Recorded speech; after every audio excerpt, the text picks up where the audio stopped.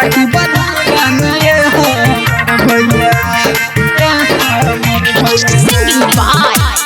Krishna Sir. खाले खाले नए गो मिठैया DJ Om राखी Sankar. बंधैया नए हीरो भैया हाँ खाले खाले नए गो मिठैया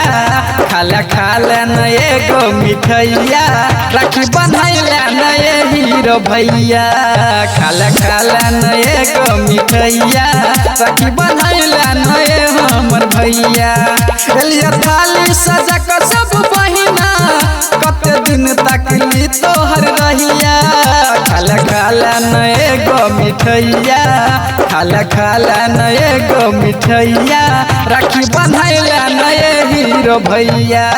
खाले खाले नए गो मिठैया राखी बंधैया नए हमर भैया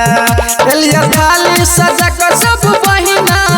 कते दिन तक ली तोहर रहिया खाले खाले नए गो मिठैया खाले खाले नए गो मिठैया राखी बंधैया नए हीरो भैया खाले खाले नए गो मिठैया राखी बंधैया नए हमर भैया बंधैया राखी बंधैया नए हमर भैया DJ Om Sankar.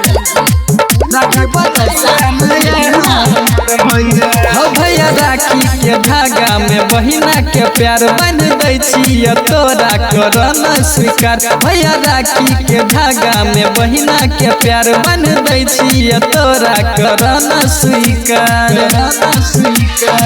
आप कह दिया चंदन पहना दिया माला कनी मुस्की दह हमर भैया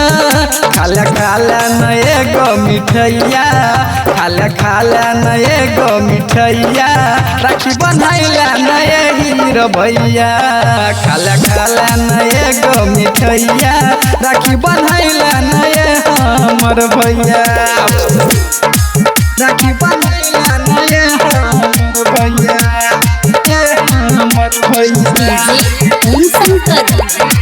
राखी बंधैया नए हमर भैया भैया एक साल पयल छै पावन तिहार बेसी सोचन कर तू इनकार भैया एक साल पयल छै पावन तिहार बेसी सोचन कर तू इनकार